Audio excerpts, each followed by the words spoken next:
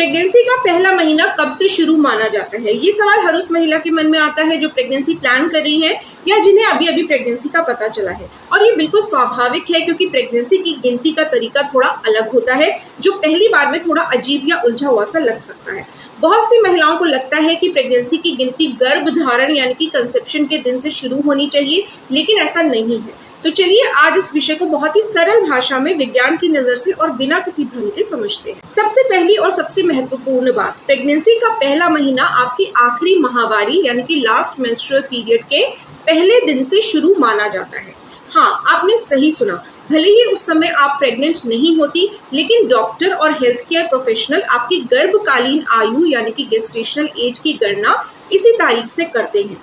यह एक सार्वभौमिक मानक है जिसे पूरी दुनिया के डॉक्टर्स फॉलो करते हैं। चाहे आप भारत में हो, अमेरिका में या यूरोप में, हर जगह यही नियम लागू होता है।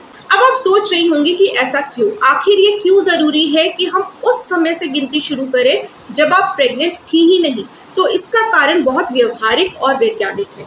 ज्यादातर महिलाओं को ये पता नहीं होता है कि उनका ओव्यूलेशन कब हुआ और कंसेप्शन यानी कि गर्भधारण कब हुआ।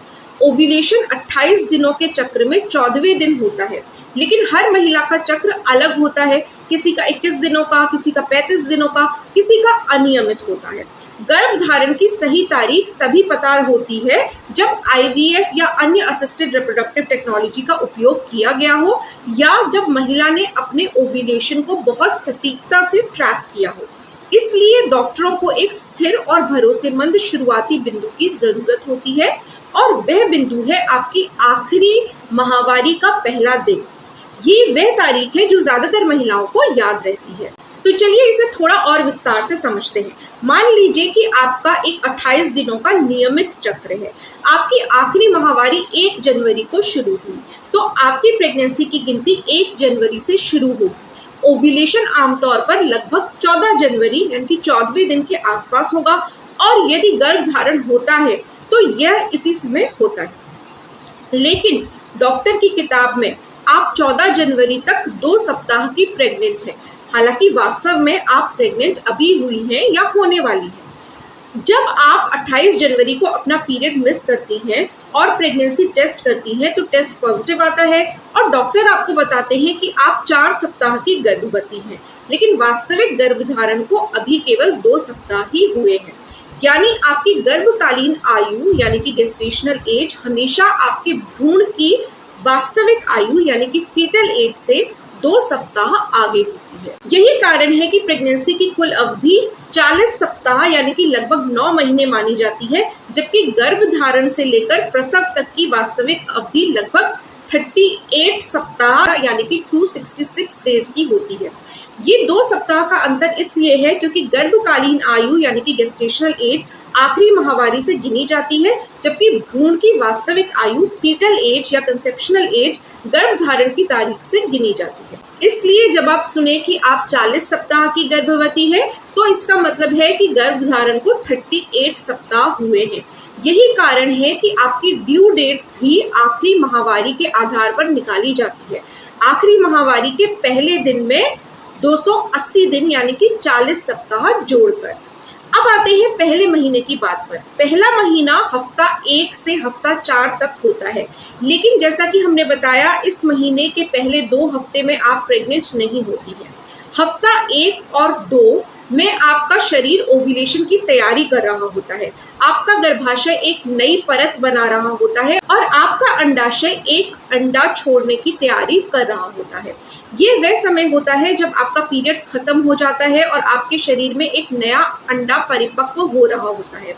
आपके शरीर में ईस्ट्रोजन का स्तर बढ़ रहा होता है जो गर्भाशय की परत को मोटा कर रहा होता है।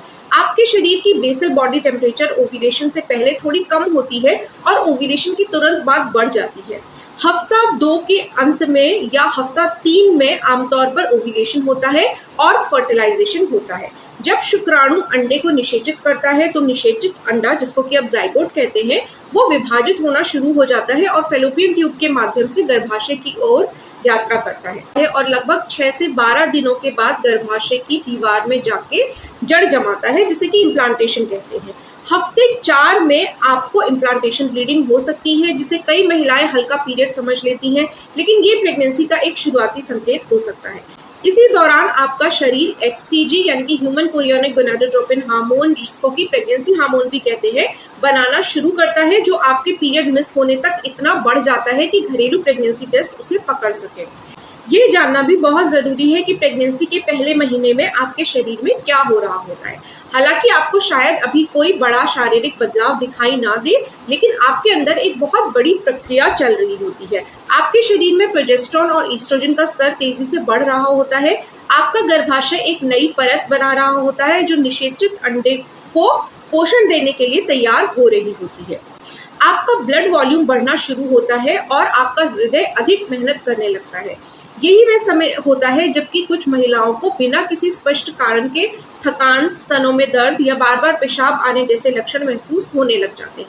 हालांकि बहुत सी महिलाओं को इस महीने किसी भी तरह का लक्षण महसूस नहीं होता है और ये पूरी तरह से सामान्य है। तो अब आप समझ गई होंगी कि जब आपको प्रेगनेंसी का पता चलता है तब तक आमतौर पर आप पहले से ही 4 से 6 सप्ताह की गर्भकालीन आयु यानी कि गेस्टेशनल एज में होती है।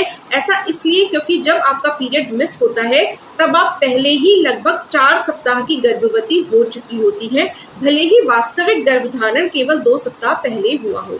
इसलिए ये जानना बहुत जरूरी है ताकि आप अपनी प्रेगनेंसी की गणना सही तरीके से कर सकें और जब डॉक्टर आपसे आखिरी माहवारी की तारीख पूछे तो आप उन्हें सही बता सकें।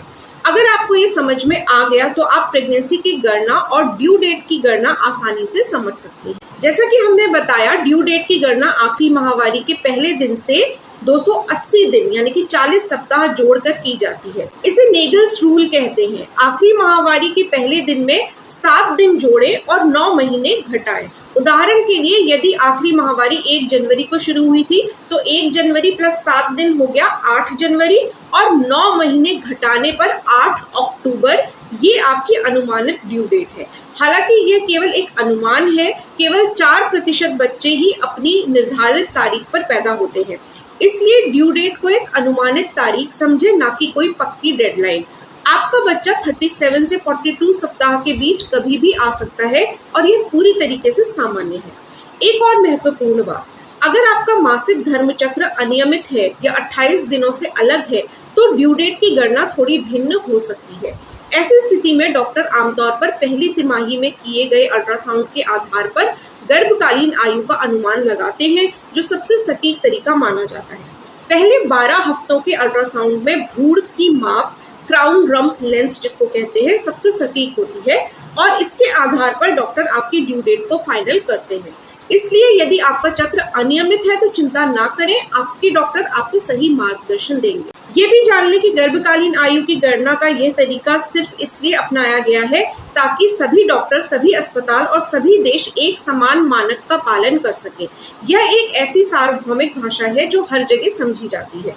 तो जब आप कहें कि आप 20 सप्ताह की गर्भवती हैं तो दुनिया में कहीं भी कोई डॉक्टर उसे ठीक समझ सकता है। तो दोस्तों, ये थी प्रेगनेंसी के पहले महीने की शुरुआत के बारे में पूरी जानकारी। मुझे उम्मीद है कि अब आपको ये स्पष्ट हो गया होगा कि जब आपके डॉक्टर कहते हैं कि आप 4 सप्ताह की गर्भवती हैं तो वास्तव में उसका क्या मतलब होता है।